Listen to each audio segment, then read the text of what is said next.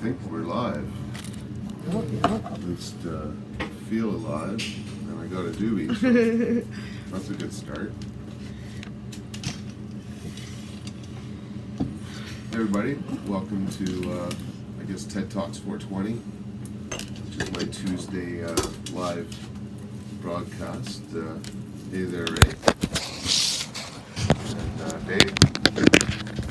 But we will be soon organized enough that there'll be like a channel where people can go back and watch any past videos that they want to try and keep up. Or look back at the history, because really we're in historic times. But yeah, I should introduce my boss, Nikki. Yeah, something like that. She's been tremendous help with my social media and the club's social media. Not just mine, and it's a joy to work with her. My pleasure. Welcome back. Thank you. Sorry that didn't work out last week with the live to video things. That's okay. You really do got to figure that out. You needed to figure it out yourself, I think, for one time too, so Yeah. it was good. Well, we're getting that YouTube channel up and running today. I was organizing it, so it shouldn't be too long until we can do that. Awesome. Yeah, and Nikki's been helping the club out with a lot of events right now. Actually, there's all sorts of things going on, some more fun than others. We've kind of had a bit of a sad month here, or summer in some sense. So yeah, just this Thursday we're actually having a kind of memorial celebration of Life 420 for Joe, one of our members. And so we're going to get together and share some stories and talk about him and all the work he's done. He used to help out with the newspaper a lot locally here, delivering it. So he didn't really have his face in front of anything, but he was certainly behind the scenes helping, and a dear friend of many of the staff and members of our club. So that's coming up. And then I think it's the 8th of August. We're doing a human auction. Maybe you want to talk about that a little bit? Yeah, so we've moved the date back to the 8th, which means the deadline to enter yourself is now the 31st of July, so we have a lot more time for that, which is awesome.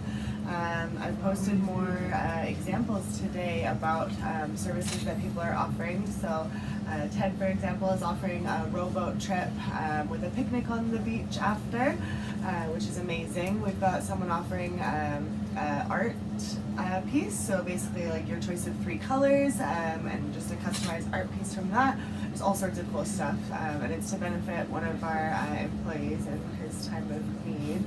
I think you could better explain that part. Yeah, well, it certainly hit the local media when our employee Travis lost his 2-year-old child to an accident, and it's really hit him pretty hard. He's had a pretty long struggle, one thing after another for his life, and he says not look good, so he's not working, and we need to help him, and we're pretty broke ourselves, so the best we could do is give up our time. And so I'm looking forward to rowing a friend over to Cowichan Bay for lunch, and we'll see what other friendships come of it, but hopefully we'll have a little bit of money for Travis too from this. So that's again Thursday the 8th of August, and both of these events are in Beacon Hill. If you go, it's kind of behind the petting zoo, kind of between the petting zoo and Beacon Hill Drive, where you get your soft ice cream cones. Yeah, Beacon Hill Drive in there. It's So- right at the end of Douglas on the left, so. Yeah. Same place we're trying to do all of our things, so it's easier for people to figure it out. Yeah, be a little consistent with that. So But lots of time, so email me also. To note, email me if anyone wants to be a part. I've posted my email in like 17 different places, so if anyone needs any questions, let me know. And in the middle of that, we are having a little bit of fun. It's our monthly games night here at the club on Sunday, but we're going to add Merlin's birthday, a cat that I guess Clea, I, and in some sense the club share, because he comes down to work as much as we can catch him anyway. But Merlin has been around for about a year now, so we picked a date. We're going to have some cake and get everybody take their picture with Merlin here on Sunday. So I take lots of pictures with Merlin, so everyone should definitely come. He's great to take pictures with. 10 out of 10 recommend. he's a fun guy. So yeah, you know, we thought we had to have some fun in the middle of all this. And speaking of fun, of course, we have another tea party coming up. That's all you. And that's I think the 14th of August or the 12th. I forget. The 2nd. No, it's the 11th. The 11th of August, we are doing a tea party up in Cobble Hill. This one will be a themed tea party, a little different than others. So this one here, we plan on having a tie-dyed theme. So we want to get everybody wearing their tie-dyed stuff. Might be a little hot for me to be wearing my tie-dye house coat, but You should though. You should try. for a little bit. Yeah, when it gets colder. But yeah, so I want to have some fun with the tie-dye theme. But on a more serious note, I've actually got a whole bunch of medicines that Gail Quinn left behind. Many will remember we were actually talking about Gail earlier for a few other reasons, but Gail left behind so much in her legacy and even, you know, physically. And so she was a herbalist. She knew a lot about different medicines, and she left a lot behind, honestly. And then you know, I had some other medicines I got when I was caring for her, but really I'm left with a whole bunch of things that I don't even know how to use quite often. So at the tea party, I'm gonna set up a table, maybe two, depending on how much I got, and that will be for people to go and look and see. Even if they're interested in learning how to use a medicine, I'd rather have that than it sitting on my shelf, because I have the tea company, I have a lot of different herbs to manage there, I have a whole room full of herbs for that, but this is beyond that. And so you know, before the herbs are no good at all, I really want to see them get used up. So it's kind of a tie-dyed herb tea party with a potluck at the end of it all too, because it just makes sense to have a potluck, right? Yeah. So yeah, so that's coming up Sunday, August 11th. Now a lot of those things aren't really fighting in a sense for our cause. Right now we're in this very awkward situation of legalization, where we're kind of waiting almost for the shit to hit the fan here. We have committed ourselves to supplying what patients need at prices they can afford, and right now the legal system, you know, doesn't have a lot of edible and topical products that our patients rely on, and it won't anytime soon, to be realistic. Even when the edibles come in December here, it's going to be, I think, very questionable quality and quantity and price. And it's like, we can't have our members suffer because we're transitioning. So we're going to make a stand here, and you know, we don't know how that's going to go. And so now more than ever, it's really important for us to do community stuff, to celebrate, you know, life or death, or to help our friends in trouble, to play games, to have tea, to do things that really make life worth living, because it's far too short not to. And so a lot of these different events that we're doing really, again, aren't directly fighting for our cause, but in many ways that's the entire point, right? And so there will be other events coming up, more serious in the fall, that's for sure. Stay tuned.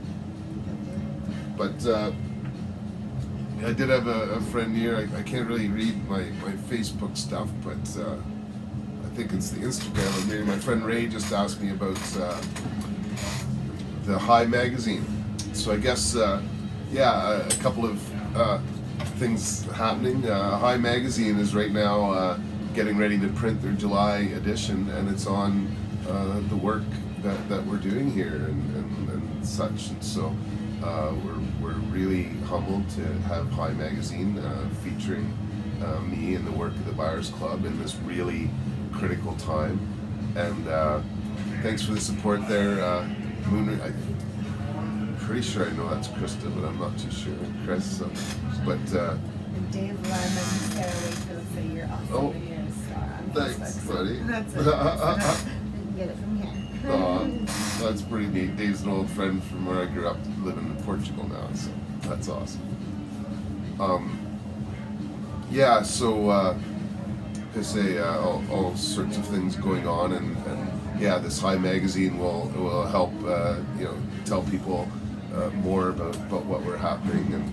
And on a personal note, I had like the coolest thing ever happen that I didn't really see coming. But in Victoria here, there's this chain of dispensaries called Trees that has actually bought a restaurant and fixed it up. They anticipate at one point getting a license to sell infused food and drinks. Hopefully. But at this point, they're just selling regular stuff. They actually haven't even had their official opening yet. But they are open and giving it a run. And I'm super humbled in that they actually named a drink after me. It's kind of crazy, but yeah, you can right now. I guess they're closed, but tomorrow they're closed. They don't even open Monday, Tuesdays yet. But you can go to Trees Restaurant and have the Ted Smith. And luckily for them, it's absolutely delicious because they put it on the menu before they let me try it. And it's on the top of the list too, so it's at the top of the list. Yeah, it's pretty awesome. And so it's ginger, lemon, blackberry juice, and sparkling white or sparkling non-alcoholic wine.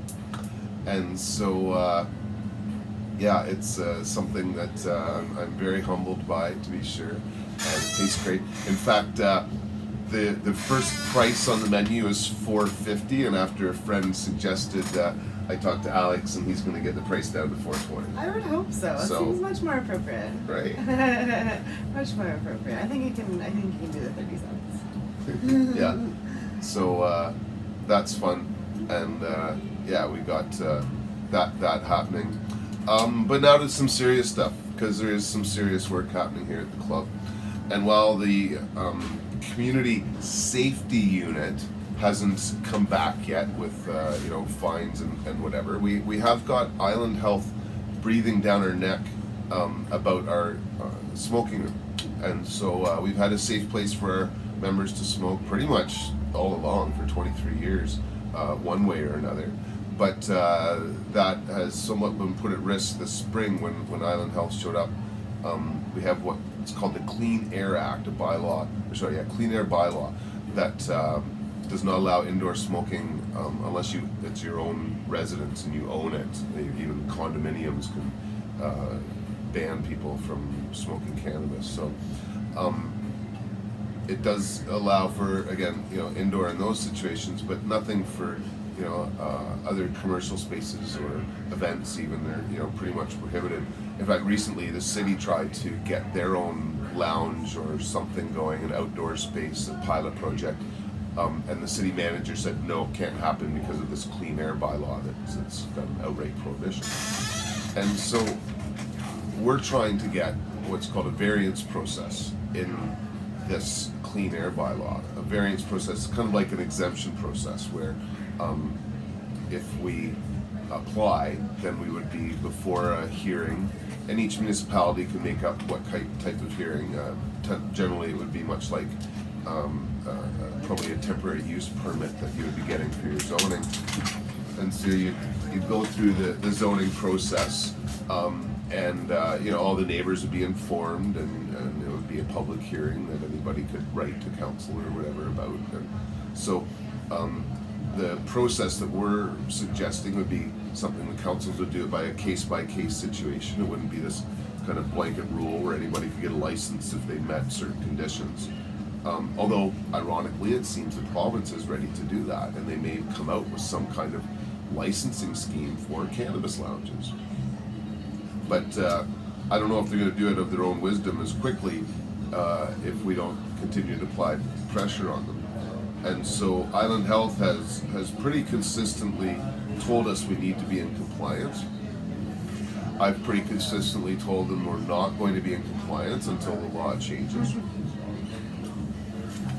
Which they pretty consistently said, well, that's great, you're going to change the law, but we want you to be in compliance now.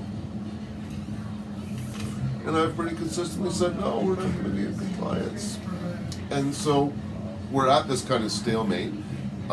Certainly, the last letter we got from Island Health makes it seem like they will be in to find us at any time now. So we're kind of waiting for that hammer to fall, and then we will obviously scream bloody murder at that point. But that may very well be the reason they're not coming. And so got a bit of a stalemate with Island Health. But what we've told them is we're going to change the law by getting the CRD to pass this variance process. Talk about pin the tail on the donkey, because the CRD is this really funny group of politicians made up of from all over the Southern Island, like pretty much all the mayors and some councillors. There's actually in total 4 from Victoria, so they got some clout. And but it's not an easy group to address, let's say. And they're accountable to their own constituents, not to the area, and they just had a vote last year, so they're all sitting pretty, not thinking they got to do much for a few years anyway. But that's who we have to get to change this law. So we're collecting signatures, but it's only from people in the area. I saw someone from Pennsylvania asking. Unfortunately, it's just people in the CRD. I can't even sign it. I can go collect signatures, but in many ways it doesn't make sense to collect signatures from other jurisdictions. It will just carry no weight at all in the politicians' eyes. We want them to see that there's voters in our area that strongly believe in this. And so we're getting signatures. Actually, Walbrand Steve's out there in the streets right now collecting signatures. Yeah, he's been working very hard. He's been doing awesome pretty much every day and really enjoying it. It's been wonderful to hear how many non-smokers are signing this petition, because they want us to have a space that's ventilated and out of the eyes of children, and otherwise not a public nuisance as we tend to be now. So we don't even have that option. So yeah, so we're getting support from all sorts of angles. The biggest problem is actually people's paranoia about actually putting out their name and address on a piece of paper. So we got the support from lots of people. They're just somewhat reluctant to give to do that. That's our biggest problem in this day and age. It's moving along. Plus, we got into a whole bunch of stores now. What was the tattoo shop again? I'm not too sure on the tattoo shop, but I did actually give it to a lady yesterday who was taking it over to Pender Island, and cool. There's a liquor store that's going into Pender Island, the big one. So yeah, everyone's supporting it. We got the whole Gulf Islands on it now. I think we got like all the Trees locations here, Ocean Grown, Jupiter, the Shaman headquarters, Shadow Mountain, the thrift store, Vintage Funk, yeah, and then a tattoo shop that will be named later. We will name later. Sorry. But it's on the Cannabis Digest. In fact, I should be giving more of a plug for the Digest. We've recently kind of got it back under control, and we're trying to add more content to it, and so you can read about the Clean Air Act, for example, and what we're doing there, and get a link to the petition if you're around here locally. But one of the other fun things happening on the Digest is a weekly top 10 from our friend Papa Puff, we call him, who is our news hawk around here. And he's going to be putting up, it's just his second one now, but a weekly top news stories of the week. So keep up on it, because there's just so much stuff going on around there. He finds everything like before any of us can find it, so definitely before anyone of you can find it, so good on it. Yeah, he's been amazing. I worked with him for a long time. So. And there'll be more and more content coming up online. We're going to come and put another one out in print here again soon, because there's all sorts of stuff to keep up on. But so working the petition is part of it, but we're also trying to work the politicians. So a couple weeks ago I spoke at City Council and didn't really have enough time to make all my points. So I'm actually back up Thursday night speaking before City Council I'm not sure where I am on the list just yet. Haven't had a chance to look at the agenda, but you can watch it live online actually, and you can look beforehand to see where I am on the agenda, so you can get to see me. And I think even they put it up later if you want to watch it all later, if you're that crazy about it all. But it is something that after this meeting I'm going to start approaching individual councillors to get their support. I really haven't bothered them individually much lately, but that's one of the things on the agenda here. So Thursday night I'll be doing that. And then at the same time, we're working on our long-term strategy. You may have seen this, and it is again on the Cannabis Digest. We're trying to keep up to date with a lot of the different things that are going on here in our club and in the movement in general.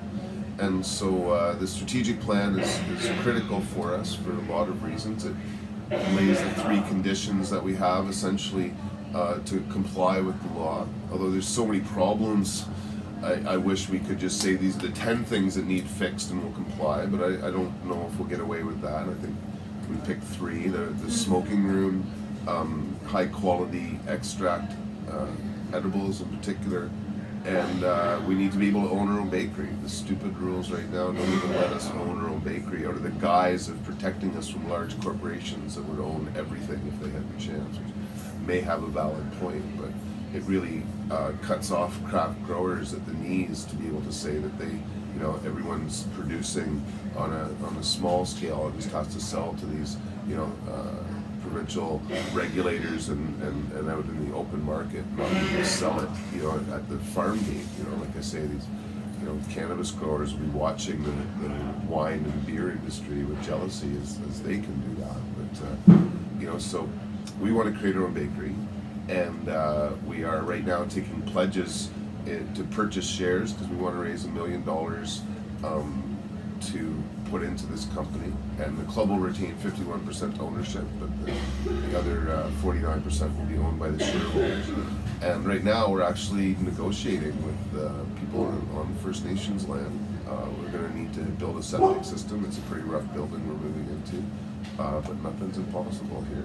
And we have some very good people that are quite supportive of the club and want to work with us here, and I'm just so honored to have this opportunity. I can't say much more than that, but I can be sure, or you can be sure that as this progresses, we will be releasing the details, and at a certain point we will be letting everybody know how things are going in writing. But at this point it's not that official, but it is happening. We really want to not only have First Nation landlords, but employees and help as many with the medicine as possible. And so we're really thrilled to have this opportunity in Cowichan Valley, and we'll see where that goes. So yeah, there's lots happening on many different levels, that's for sure. But yeah, I can't really see questions coming up here. I'm using my phone for Instagram. Oh, look at that.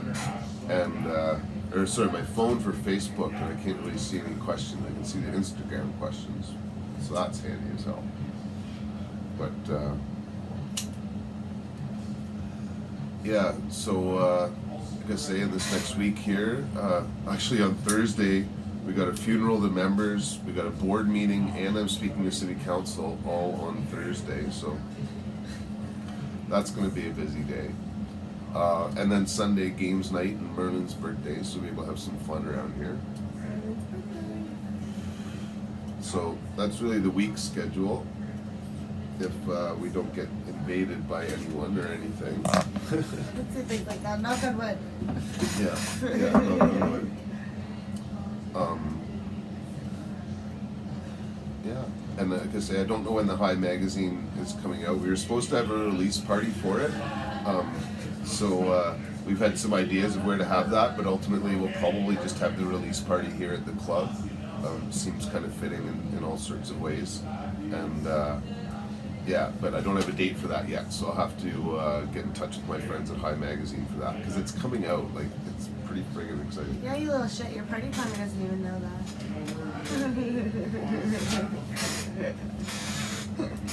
It's not my fault. Oh, we'll blame both of you on High Magazine. It'll be fun. Yeah. It'll be great. Yeah, it will. I've never actually been featured in a magazine before. Well, it's a pretty good one to be featured. This is pretty neat and good timing too. There you go. So yeah, I'm pretty stoked about this.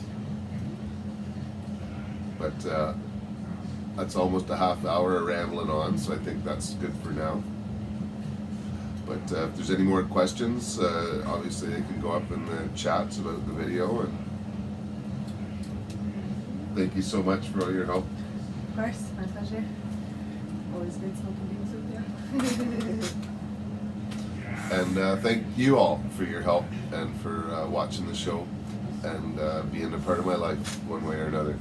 And so we'll see you all back again next week at 4:20. Yeah. Hi, Have a Magic. good day. Magic Smoke Press if you got it. Bye, Magic. Yeah. Right on. Okay. Take care, everyone.